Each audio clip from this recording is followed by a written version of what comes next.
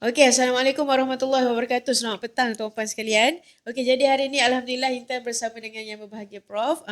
Kita sambung untuk podcast episod 2. Hari ini insyaAllah kita bercerita tentang tajuk kebenaran tentang dialisis. Betul ke sekali kena tiada jalan kembali? Jadi Assalamualaikum Prof. Waalaikumsalam warahmatullahi wabarakatuh. Okey, apa khabar Prof? Alhamdulillah. Okey, jadi perancangan minggu ni macam mana Prof? Okey. Alhamdulillah kita amat menarik sekali minggu ni. Ramai yang sudah balik, yang sudah menjalani camp elak dialisis, dah balik rumah masing-masing dan kita menunggu untuk batch yang berikutnya. Alhamdulillah mereka happy. Setelah berada sini seminggu, ada yang 10 hari, ada yang 2 minggu, mengikut keperluan masing-masing lah. Tapi Alhamdulillah lah, syukur. Syukur, Alhamdulillah. Okey, jadi berkaitan dengan tajuk Prof hari ni, saya pun ramailah penonton ni banyak ketakutan sebab kita berbincang tajuk hari ni dialisis kan Prof. Jadi bila doktor sebut perkataan dialisis ni ramai macam terima hukuman seumur hidup. Macam nak kena penjara Prof seumur hidup kan. Menakutkan lah. Menakutkan. Ada yang menangis, ada yang putus harapan, ada yang fikir macam dah kehidupan dah berakhir kan. Jadi pada persepsi yang sebenarnya lah Prof, betul ke sebenarnya dialisis ni sekali kita dialisis seumur hidup kena dialisis?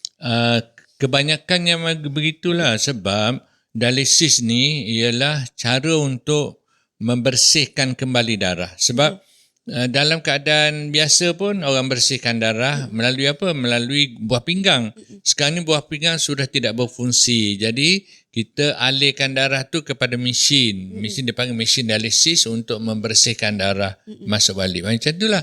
Jadi biasanya apabila sudah lama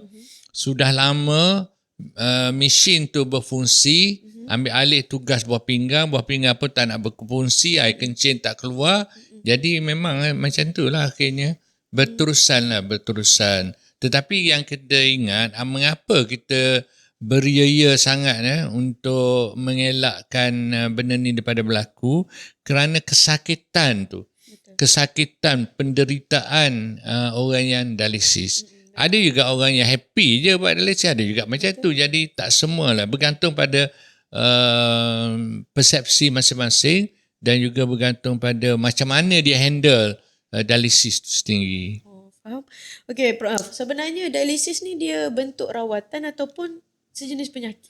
Sebentuk rawatan untuk membersihkan darah. Apabila buah pinggang tidak lagi berfungsi, jadi buatlah dialisis. Okey, jadi untuk kita sebenarnya untuk buat dialisis ni Prof, dia ada syarat ataupun hanya doktor yang boleh klasifikasikan pesakit ni dah kena buat dialisis ataupun betul. Dialisis ni biasanya doktor lah yang decide ataupun pakar buah pinggang, nefrologi yang decide. Oh, awak ni dah tak boleh dah. Dan biasanya satunya faktornya ialah urea yang tinggi, kreatinin tinggi, GFR rendah. 3 tu yang asas kan. Kemudian dia ada simptom-simptom lain. Seperti katalah disebabkan oleh urea terlalu tinggi, urea ni boleh masuk ke dalam otak, dia boleh tak sadar diri, itu satu. Loya, muntah, tak ada selera makan, tidak bermaya. Itu adalah tanda-tanda urea ni sudah terlalu tinggi. Ataupun apabila dia punya paru-paru dipenuhi dengan oleh air tau. Macam tu juga. Jadi bila sakit macam tu, tak ada cara lain lah. Kerana toksin yang banyak dalam badan tu menyebabkan keadaan tu berlaku. Jadi bahaya urea ni boleh buat sampai koma. Betul. So ada pengalaman tak Prof, pesakit yang urea terlampau tinggi tapi masih tak nak dialisis? Ada. Kita urea sampai 40. Sampai dia dan paru-paru ni penuh dengan air. Walaupun kita kata pergilah hospital, tak nak pergi buat dialisis kan, tak nak pergi. Tetapi bila dah terlalu teruk, semput, tak boleh nak bernafas, dia mungkin baru sedar tak sedar macam tu, orang tolak pergi hospital, dialisis juga. Jadi kadang-kadang itulah sikap kita. Orang panggil sikap mengabaikan tanda-tanda, itulah yang berlaku. Betul. Okey, jadi kalau dah dialisis Prof, ada tak keadaan yang mana pesakit boleh cuba lagi untuk stop dialisis? Kalau betul, masih ada peluang. Terutama yang pertama sekali orang tu masih muda, Yang kedua, kreatinin dengan urea tidak terlalu tinggi. Yang ketiga, hemoglobin juga tidak terlalu rendah. Dan dia dan kena ada cara lah. Cara macam mana kita nak turunkan urea dan kreatinin itu secara natural ataupun secara asli. Boleh. Tapi dia tak boleh lah kata saya tak nak dialisis ataupun nak berhenti dialisis. Tapi makan tak pantang dan dia tidak mengikut langkah-langkah macam mana nak turunkan urea dan kreatinin tadi. Jadi maksudnya Prof, walaupun kita dah dialisis, makan masih kita kena jaga Betul. disebabkan Kalau makan tak jaga, okey, sebab apa? Urea dan kreatinin ni hasil daripada makanan kan. Apa yang kita makan itulah yang menghasilkan urea dan kreatinin. Jadi kalau dia tak jaga makan, dia sentiasa tinggi. Tujuan kita buat dialisis untuk menurunkan urea kreatinin. Tetapi kalau terlalu tinggi, walaupun buat dialisis pun dia tidak turun kepada tahap yang kita hendak. Kan?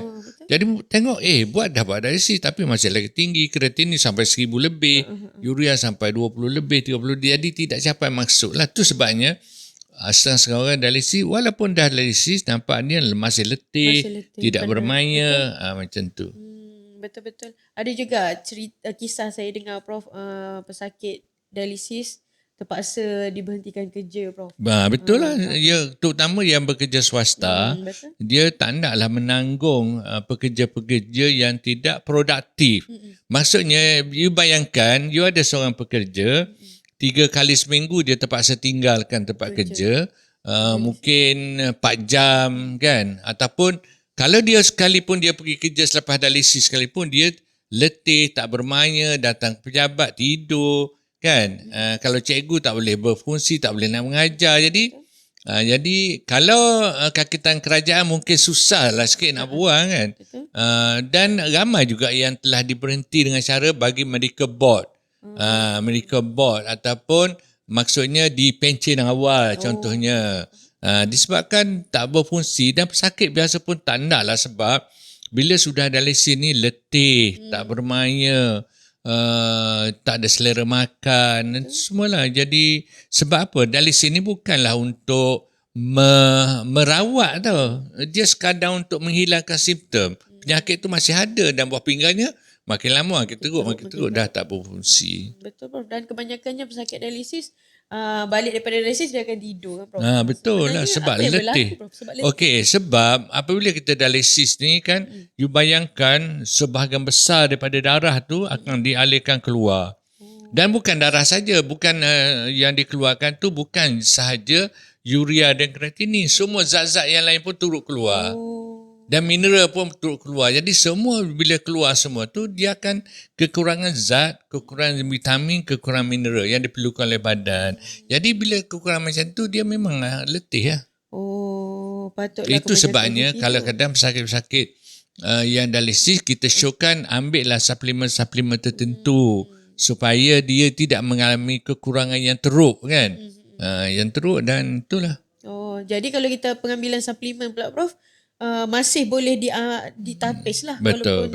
Guna mesin. Bukan, bila kita dah buat dialisis, dah tapis, dah keluar semua kekurangan zat kan. So, habis je dialisis, ambil lah suplemen. Jadi, dia badan dia cergas. Kerana bahan-bahan tu dia ada kembali kan. Okey, faham. Okey Prof, dari sudut dialisis ni sebenarnya ada berapa jenis dialisis Prof? Sebab ada yang sementara, ada yang lama kan? Dia dialisis ni dia ada hemodialisis. Hemodialisis ni adalah cuci darah. Cuci darah. Ada satu lagi dia panggil cuci air. Cuci air. Dia panggil CAPD. CAPD ni adalah cuci air. Jadi biasa 2 jenis tu lah. Ataupun satu lagi jenis rawatan. Kalau orang muda biasa kita buat pemindahan buah pinggang, transplant. Okey, jadi bezanya Prof antara cuci air dengan cuci darah ni sebenarnya? Okey, cuci air ni dia boleh buat sendiri kat rumah. Mesti kat rumah jadi dia tak perlu pergi mana-mana. Tapi kalau cuci darah ni dia kena pergi pusat dialisis.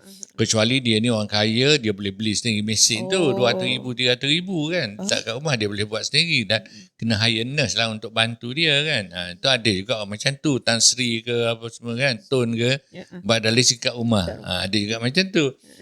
Kalau ada duit lah. Tapi kalau yang tak mampu, kalau pekerja kerajaan tanggung, dia tak perlu bayar.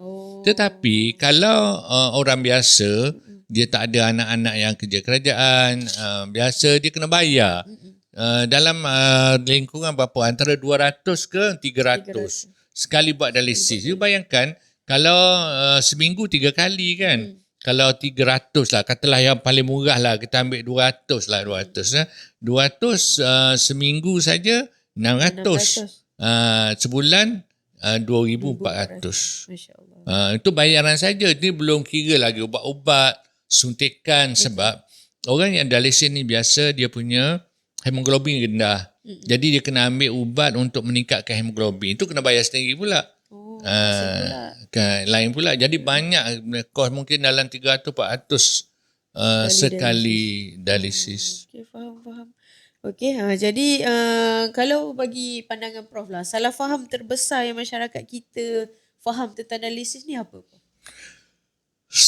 Bagi saya, perkara pertama ialah yang menganggap bahawa dialisis ni segala-galanya. Maksudnya bila dah dialisis tu, kau boleh makan apa yang kau suka. Betul. Tak perlu berpantang, tak perlu jaga apa-apa. Itu sebenarnya salah. Kita buat dialisis ni untuk membantu supaya urea kreatinin tidak terlalu tinggi. Tapi kalau dia orang ni berpantang, walaupun dialisis tapi masih lagi berpantang, dia akan sihat lah. Dan dia ambil dia makan makanan yang apa ni, suplemen yang diperlukan. Okey. Prof ada pengalaman tak pesakit yang dah mula dialisis tapi sebab sakit ataupun takut dia tak nak teruskan? Ada. Ada. Kita ada. Contohnya Izwan. Dulu dia dialisis. Tapi tak lama lah dia dialisis 6 kali.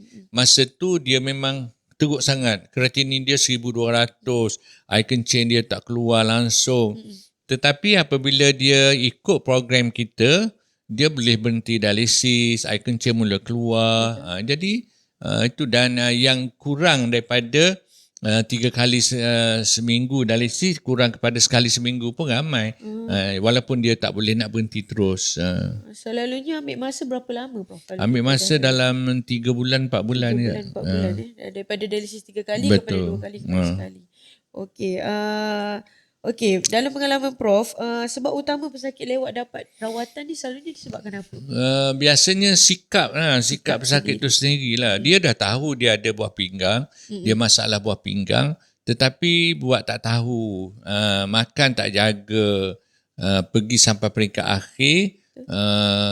Mungkin ada banyak faktor-faktor lain lah. Faktor mungkin tak ada orang nak jaga, tak orang nak bawa dia ke klinik, ke hospital, ataupun kos yang tinggi, kena bayar juga. Kalau dia tambah-tambah orang kerja swasta, kena bayar. Kalau kerja kerajaan tak apalah, kerajaan boleh tanggung kan. Jadi dia delay lah, nak tanda kan. Dia delay sampai satu peringkat dah tak boleh nak buat apa dah. Dan rawatan yang alternatif pun dia tak pergi kan. Suruh pantang, dia tak nak pantang. Dia nak makan macam biasa. Jadi kadang itu jadi faktor yang pertama ialah sikap pesakit itu sendiri. Faktor yang kedua ialah faktor sosial. Faktor sosial ni ialah tadilah dari segi keuangan. Tak cukup duit lah nak pergi, even nak pergi hospital. Ini berlaku pada mereka-mereka yang bukan kerja kerajaan lah kan. Kena keluar duit poket sendiri, nak pergi periksa, nak pergi rawatan tu poket sendiri. Jadi dia tak sanggup lah ataupun tak mampu nak buat benda tu. Betul. Macam sekarang pun Prof, dari segi untuk pesakit dialisis sendiri kerajaan dah habiskan 3.3 bilion Prof. Betul. Kalau kita gunakan 3.3 bilion tu untuk kos prevention lagi bagus kan Prof kan. Okey. Jadi dari segi emosi dan mental Prof, macam mana pesakit dialisis ni sebenarnya? Pesakit dialisis ni kalau dia ikut betul-betul, dia tak ada isu lah. Yang menjadi masalahnya ialah bila dia tak ikut. Tak ikut ni maksudnya makan dia nak makan macam biasa. Jadi urea tu cepat naik tau. Lepas tu air dia minum banyak. Kan sepatutnya kena hadkan air. Terutama bila urin tak keluar langsung, kena had 500 ml saja air. Tetapi dia ingat macam biasa. Jadi apabila dia masalahnya orang dialisis ni sebab air kencing dah tak keluar ataupun keluar sikit saja. Bila keluar sikit, jadi makan minum air banyak, jadi air tu tak boleh nak dikeluarkan. Betul. Dia akan semput. Jadi itulah jadi masalah. Jadi dari segi emosi ni memang main peranan penting lah. Dia tak boleh nak terbawa-bawa lah. Jadi kena sedar, buah pinggang aku ni dah rosak. Aku nak kena dialisis dan kena jaga makan dan minum dia. Okey, jadi kalau dah dialisis, air pun kena jaga. Kalau terlebih akan bawa kesan kepada mereka lah. Okey. Jadi bagi pendapat Prof lah, kalau pesakit yang pilih untuk dialisis ni, dia sedar dan dia jaga makan, maknanya boleh stop. Ya, betul. Kalau di peringkat awal peringkat awal dan pada masa tu urin dia masih keluar dengan banyak, dia ikut pantang, dia ikut langkah-langkah alternatif untuk menurunkan urea dan kreatinin tu masih ada peluang. Tapi kalau kita mengimbau balik kisah Abang Izzuan kan Prof, dia sempat air kencing tak keluar juga kan? Betul. Sampai dia terpaksa spray dekat bibir saja kan. Tapi nak cakap masih ada peluang lah kalau kita usaha kan. Okey, selain daripada pemakanan lah Prof, ada punca lain tak orang boleh kena dialisis untuk pesakit bawah pinggang? Dialisis ni punca dia banyak lah. Penyakit tu sendiri. Penyakit dia itu penyakit darah tinggi yang tak terkawal, kencing manis yang tak terkawal, ataupun ada penyakit gout, ambil ubat prednisolon, steroid. Itu adalah dari segi penyakit kan. Ataupun penyakit lupus, penyakit SLE. Penyakit-penyakit ini adalah orang panggil penyebab utama. Kalau orang muda pula, penyebab utama dia apa dia? Penyebab utama dia ialah sakit gout tu sendiri. Dan dia makan ubat untuk tahan sakit. Jadi ubat tahan sakit tu memang dia menyebabkan direct kidney injury ataupun menyebabkan kesan kerosakan secara langsung pada buah pinggang. Ubat tahan sakit tu sendiri. Kemudian ubat-ubat lain lah. Contohnya katalah dia ni dah tahap 3, dia pergi buat angiogram. Dye yang disuntikkan dalam angiogram tu menyebabkan kerosakan yang teruk dan cepat pada buah pinggang. Jadi satu penyakit tadi kan kita cerita darah tinggi, kencing manis, gout. Yang kedua ubat yang dimakan tu main peranan juga. Dan juga ataupun prosedur. Kemudian yang keempat yang biasa juga berlaku ialah jangkitan kuman dalam badan. Dia panggil septisemia, di mana kuman ni seluruh badan tu dia ada. Menyebabkan organ dia fail lah, termasuklah buah pinggang. Jangkitan kuman pun boleh juga berlaku macam tu. Ataupun satu lagi ialah injury ataupun kerosakan direct pada buah pinggang disebabkan oleh contohnya kemalangan dan sebagainya. Itu adalah perkara-perkara, faktor-faktor yang menyebabkan kerosakan berlaku pada buah pinggang yang mana menyebabkan seseorang itu terpaksa dialisis. Okey, faham. Maknanya bukan faktor pemakanan sahajalah. Bukan. Penyakit apa semula kan. Okey, untuk penyakit ni Prof, sebenarnya buah pinggang yang menyebabkan ada tekanan darah tinggi atau tekanan darah tinggi yang menyebabkan ada masalah buah pinggang? Biasanya darah tinggi itu darah tinggi yang menyebabkan. Ataupun penyakit itu sendiri menyebabkan kerosakan berlaku pada buah pinggang. Tapi ada juga lah semakin lama dia makin teruk lah. Katalah dia dah ada darah tinggi, tak makan ubat sehingga rosak buah pinggang kan. Lepas tu rosak buah pinggang tu menyebabkan darah lagi naik. Itu sebabnya kita buat rawatan rendaman tadi. Rendaman tadi, rendam air panas ni boleh menyebabkan asam darah terbuka dengan elok dan tekanan darah dia terkawal. Okey, faham. Jadi maknanya Prof, kalau kita boleh kontrol darah tinggi, maknanya kita boleh mengelakkan lah. Mengelakkan tendensi untuk kena masalah buah pinggang dan dialisis. Okey, dari segi kencing manis pula Prof. Kalau pendapat Prof, kita masyarakat Malaysia Melayu ni lah, banyak masalah darah tinggi ke kencing manis? Darah tinggi lagi darah banyak. Darah tinggi lagi banyak. Faktornya Prof? Mungkin darah tinggi satunya pemakanan lah. Pemakanan kita makan, kita tidur lewat, stres dalam hidup. Itu main peranan penting lah menyebabkan tekanan darah tu sentiasa tinggi. Betul. Okey. Jadi saya tengok masyarakat kita sekarang Prof, alhamdulillah dah ramai yang sedar tentang isu kesihatan. Cumanya ramai juga yang komen tentang saya dah cuba untuk diet tapi gula tak turun-turun. Tekanan darah pun tak turun-turun. Macam mana Prof sebenarnya untuk kita faham? Mungkin cara dia cara yang salah lah. kita nak buat sesuatu ni perlu pada ilmu, kan? Jadi kalau ramai orang yang dia cuba buat cara sendiri, Betul. bila cara sendiri ataupun berdasarkan apa yang ada kat Google ke, ChatGPT ke, itulah adalah teori. Sebab benda-benda semua tu dia kadang-kadang orang yang menulis tu sendiri dia tak pernah merawat orang sakit. Kan? Jadi kadang-kadang itulah yang kita tersasar. Jadi perlu berguru. Berguru ni penting. Even dalam Islam sendiri pun kata kita kena berguru. Kalau orang tak berguru, syaitanlah guru dia. Kan? Jadi kena berguru. Dalam kesihatan, perubatan pun macam tu juga. Kena ada guru lah. Jadi berbeza juga Prof. Doktor ni cakap boleh makan, doktor ni cakap tak boleh makan. Sebenarnya macam mana masyarakat nak pilih Prof? Itulah saya nampak ramai orang yang berjaya orang masyarakat keliru sebab orang ramai nak bercakap tapi berdasarkan teori sahaja. So bila berdasarkan teori sahaja dia macam tersasar lah. Dia orang tidak berada di lapangan. Saya ambil contoh. Kita kata dalam soal potasium yang tinggi, kalium tinggi yang pada daun-daun hijau, sayur-sayuran hijau ke apa semua sekali. Jadi dari segi teorinya, senarai bahan-bahan berikut tak boleh dimakan sebab potasium tinggi. Itu jadi orang kata, jangan makan ni. Kangkung tak boleh makan, apa dia lagi, pakcoy tak boleh nak makan, sawi tak boleh makan, bayam tak boleh makan. Sebab apa? Sebab potasium tinggi. Jadi orang yang tak berada di lapangan, dia tak tahu benda kita sebenarnya bahan-bahan itu boleh dimakan. Dengan syaratnya kita rendam terlebih dahulu dengan air, campur dengan garam ataupun kita rebus terlebih dahulu dengan tujuan untuk menurunkan potasium. Jadi bila potasium tu turun, dia bolehlah dia makan benda tu. Jadi sama juga dengan buah-buah contohnya. Buah. Kalau tengok di dalam TikTok ke, dalam video-video, ada juga orang share lah. Orang share, doktor-doktor sendiri even share, ni buah-buah ni jangan makan. Ataupun orang kecil mandi tak boleh makan buah. Kan? Jadi seolah-olahnya tak ada lah. Sebab dia berdasarkan teori saja. Kita berdasarkan praktikal. Kita kata okey, yang eloknya sebenarnya makan buah. Sebelah pagi dia makan buah kerana buah tu ada mineral, ada zat yang perlu badan, ada fiber, kan? Cuma macam mana nak makan buah tu? Itulah kita datang dengan idea kita panggil DIP diet. DIP, Discipline and Intelligent Diet, Person Diet.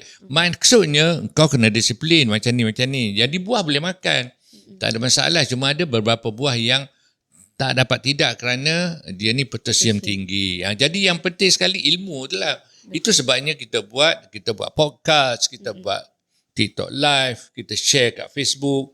Itu untuk menyampaikan maklumat-maklumat yang betul secara praktikal, bukan berdasarkan teori sahaja. Betul. Okey, tu panjang juga tu huraian Prof tentang tu, baru pasal potasium Prof kan. Kita tak sentuh pasal fosfat, sodium apa semua lagi. Okey, jadi berkaitan dengan makanan ni lah Prof. Prof pernah juga cerita sebelum ni Prof pernah belajar pasal makanan di Kerala kan, dalam India. Boleh Prof cerita sikit pengalaman sebenarnya, macam mana Prof boleh sampai ke sana?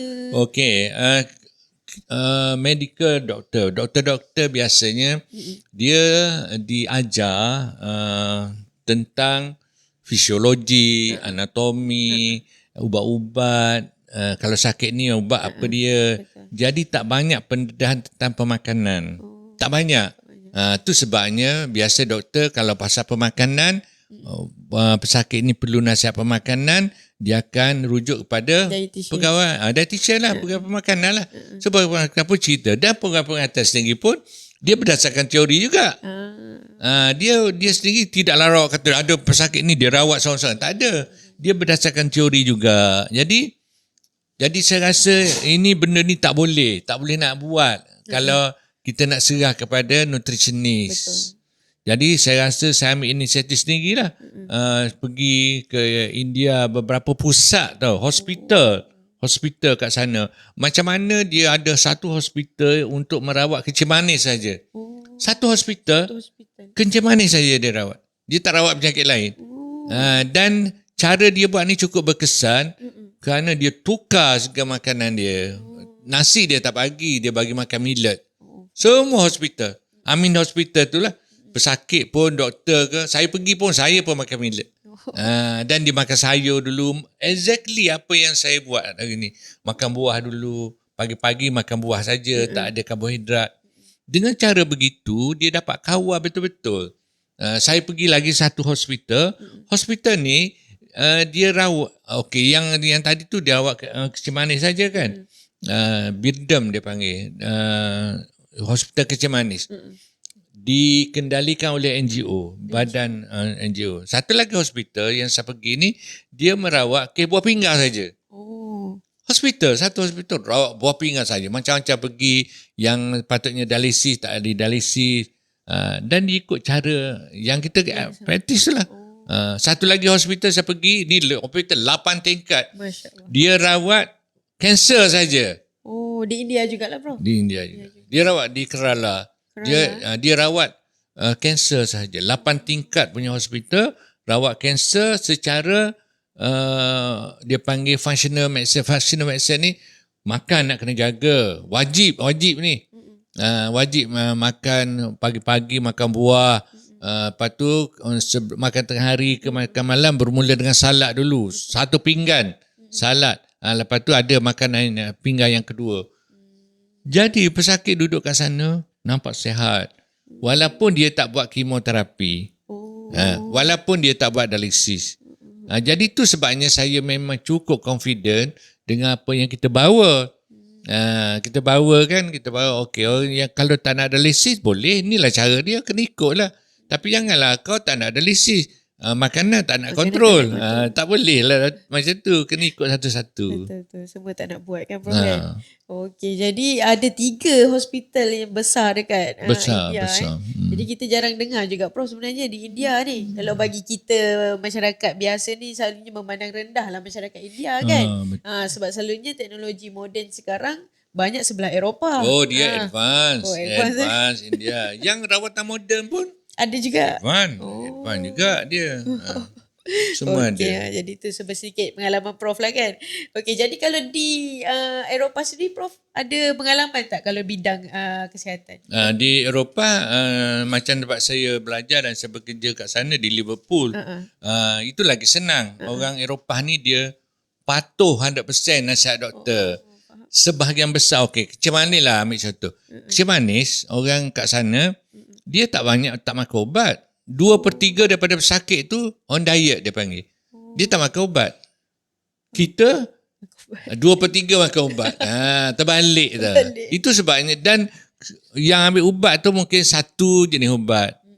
2 jenis ubat. Jadi tidaklah sampai 10 jenis ubat kita ambil. Jadi dia memang cuba tengok Mak Saleh apa dia makan. Dia minum. Kalau minum kopi tak ada gula. Kalau teh tak ada gula. Dia jaga macam tu. Betul. Lepas tu dia makan pun tidak makan karbohidrat macam kita. Nasi tak ada pinggan. Kalau dia makan pun dinner pun sikit je nasi. Kita nasi tu penuh, lauk sikit. Itulah benda-benda macam itulah nampak mengapa kita di Asia ataupun terutama kita di Malaysia ni kalah tau. Kalah dari segi bilangan penyakit. Contoh, katalah obesiti kegemukan. Kita Malaysia ni pertama Prof. di Southeast Asia nombor 1. Berbanding dengan Singapura, berbanding dengan Filipina, berbanding ramai orang yang gemuk tau. Jadi gemuk ni sebagai satu indikator nak sebut orang ni sihat ke tak sihat. Kalau kita tengok orang gemuk, kau dah tahu dah kau ni macam mana. Kesihatan ni tak terjamin lah. Jadi kegemukan ni perlu diambil kira lah. Itulah risau juga Prof, kita di tangga yang pertama. Jadi sebenarnya faktor obesiti meningkat ni kerajaan boleh campur tangan ataupun tidak, Prof? Kerajaan boleh campur tangan dan masyarakat pun perlu ambil tindakan. Kalau kerajaan campur tangan pun, kalau kesedaran masyarakat tak guna. Katalah kalau saya jadi Perdana Menteri, perkara pertama saya akan buat ialah saya haramkan kedai makan 24 jam. Haram. Saya akan tutup semua sekali. Kedai makan sampai pukul 11 saja. 11 malam saja. 11 malam. Lepas tu tak ada dah. Itu perkara pertama yang saya akan buat. Kalau saya dah jadi PM lah. Itu yang pertama. Sebab itulah puncanya. Betul, Prof. Sebab dia orang kita kerja, pukul 10 habis kerja, pergi makan. Makan lewat. Jadi dia apa? Jadi kalau kita kata kedai dah tak ada. Jadi orang makan awal-awal lah. Makan awal tidak. Itu nombor satu. Jadi puncanya di situ saya rasa kena banyaklah benda sebab pada makan. Ramai orang nak marah lah. Kan orang nak kedai mamak 24 jam. Jadi saya rasa itu. Hampir ditutup dah kan Prof hari tu sebab kes obesity makin meningkat. Cuma tak dilangsungkan lah. Betul. Dari segi parking kereta Prof, mungkin kita kena hadkan juga kan supaya rakyat Malaysia Yelah, berjalan. Kesedaran lah. Kesedaran sendiri. itu penting. Okay. Jadi untuk tajuk dialisis ni saya rasa dah tak banyak ke ada lagi yang Prof nak sampaikan kepada masyarakat kita? Itulah apa yang penting sekali kita tahu dialisis ni sesuatu yang menyakitkan. Kalau saya tengok lah, kalau dialisis ni menyakitkan dan lepas dialisis tu beberapa tahun saja meninggal dan dia membebankan, bukan saja menyakitkan, membebankan pesakit tu sendiri, membebankan keluarga, mungkin anak-anak dalam kepala dia, ya Allah, bilalah nak habis episod ni. Anak tu lah. Sebab membebankan dia lah kan. Dia terpaksa berhenti kerja ke, terpaksa tukar kerja ke. Jadi cuma ialah sebab tugas dia sebagai anak kan. Terpaksa lah buat juga. Jadi saya nampak ini sesuatu yang kita perlu main peranan lah untuk menyedarkan masyarakat bahawa ada cara untuk mengelakkan ini daripada berlaku supaya kita sihat kembali, tukar cara makan dan ambil langkah-langkah tertentu untuk menurunkan urea dan kreatinin. Jadi kalau buat macam tu, insya-Allah kita akan kembali sihat. Jadi itulah fokus kita pada tahun ini dan tahun-tahun yang akan datang ialah kita nak reset tau. Reset body dan juga reset buah pinggang. Maksudnya kita dah tahu kau punya buah pinggang ni dah teruk ni. Kena reset lah. Reset balik. InsyaAllah kita berjaya lah. Kita nak ada kesedaran awal kan. Jadi ada juga masyarakat cakap, doktor tak cakap awal Prof. Sebenarnya kenapa? Doktor tak cakap awal keadaan buah pinggang makin teruk. Dan doktor cakap dah teruk. Tahap 4-5 baru doktor cakap. Dan dari segi pemakanan ni, tak ada. Tak ramai yang cakap yang tu tak boleh makan, yang tak boleh makan. Cuma bagi ubat je. Sebenarnya sebab dia punya doktor-doktor, ada setengah doktor ni, dia tak fikir cara lain yang boleh dibuat dialisis. Selain daripada dialisis, selain daripada pemindahan buah, dia tak ada. Dalam pemikiran dia tak ada benda tu. Pemikiran dia, kau ni tahap 5 dialisis lah. Dia dah tahu tahap 3, tapi tahap 3 tak boleh nak buat apa, tak perlu buat apa-apa. Tak perlu dialisis lah maksudnya. Ni dah tahap 5 kita dialisis. Jadi nak tunggu macam tu. Tu sebabnya kita nak kena timbul kesedaran. Kita nak ramai lagi doktor-doktor ke, nefrologis ke, yang ada kesedaran tu. Ada cara nak elak dialisis ni kalau kita buat intervensi awal. Intervensi dari segi pemakanan dia.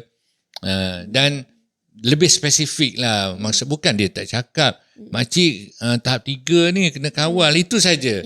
Jadi orang tanya nak kawal macam mana? Mungkin disebabkan kesibukan lah kan.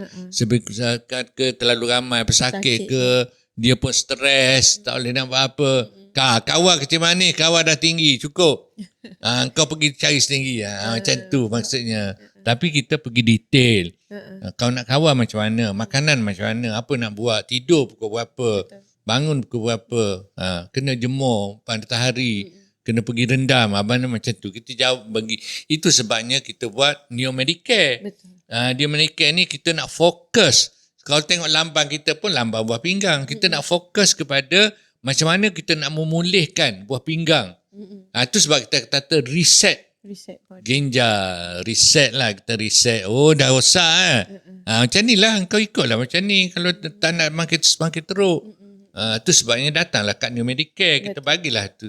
Jadi orang kat luar macam mana? Macam mana kita nak kontrol doktor-doktor lain? Sebab dia tak percaya tau. Dia tak percaya bahawa buah pinggang ni boleh dipulihkan kembali. Dia tak percaya. Dia percaya dialisis je. Kau tahap 5, dialisis je lah. Dia tak percaya macam tu. Kalau dia tak percaya, macam mana kita nak cakap? Betul. Jadi kepercayaan ni penting. So kita jadi untuk dia percaya apa dia? Dia kena tahu dulu.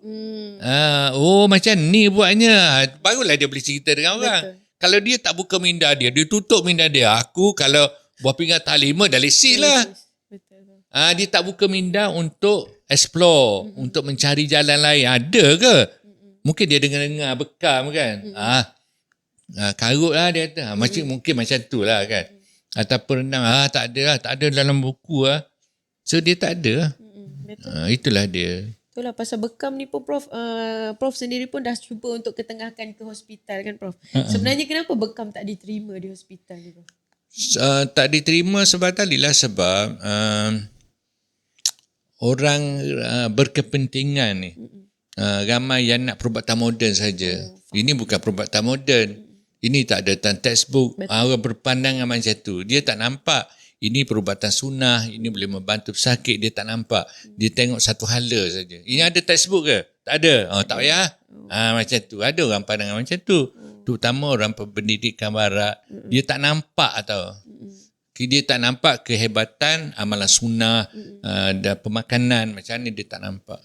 Walaupun kita dah berjaya tunjukkan juga di kajian saintifik. Okey, jadi kita rasa untuk hari ni cukup sekadar itu dulu Prof. Nanti kita akan sambung di podcast Neo episod yang ketiga. Terima kasih banyak-banyak Prof.